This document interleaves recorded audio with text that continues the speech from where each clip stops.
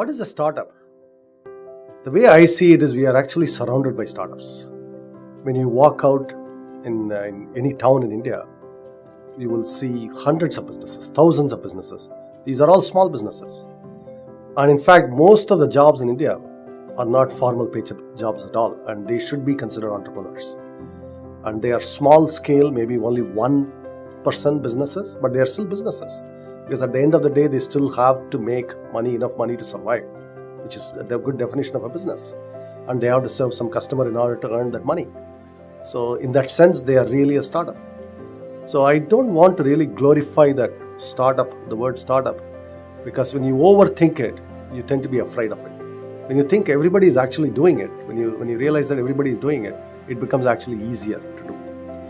The second thing now is bootstrapping, and Zoho is a bootstrap company, and I am a fan of bootstrapping. So what is bootstrapping? I look at it as you are starting in a year -5 rather than year 0. And you spend those 5 years learning business, learning how to build a product, how to sell, how to service customers, how to collect money, maybe how to manage employees. None of these things actually can be learned in any kind of school. And business school is actually a misnomer that way, because it cannot really teach you business. You can only learn business by doing it. And all of those people who are in business, those thousands of businesses that surround us, they are actually in the real world of, real school of business. And so that's what I believe is real business ought to be.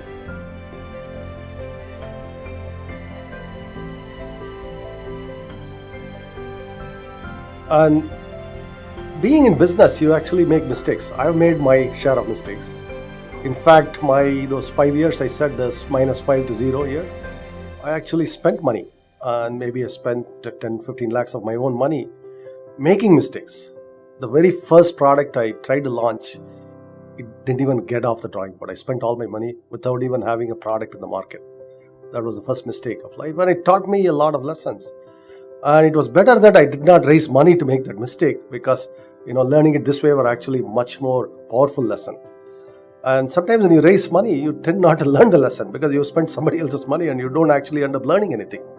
So that's why making mistakes your own way is actually often beneficial, even if it's a mistake.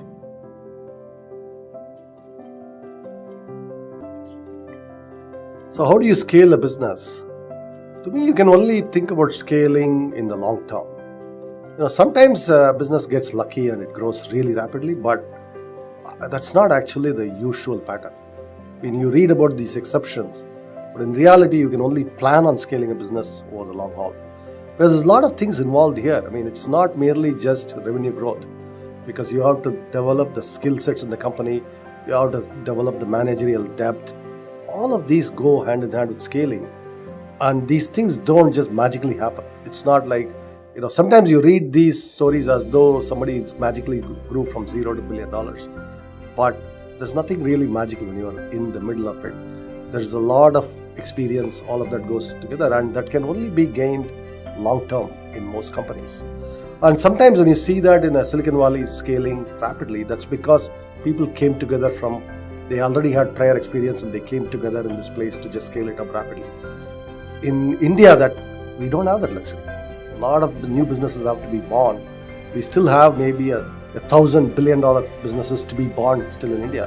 And all of those businesses have to scale the old-fashioned way, which is to develop their own internal talent pool. That is how they have to scale up. So I wish the startup community good luck. May your dreams come true.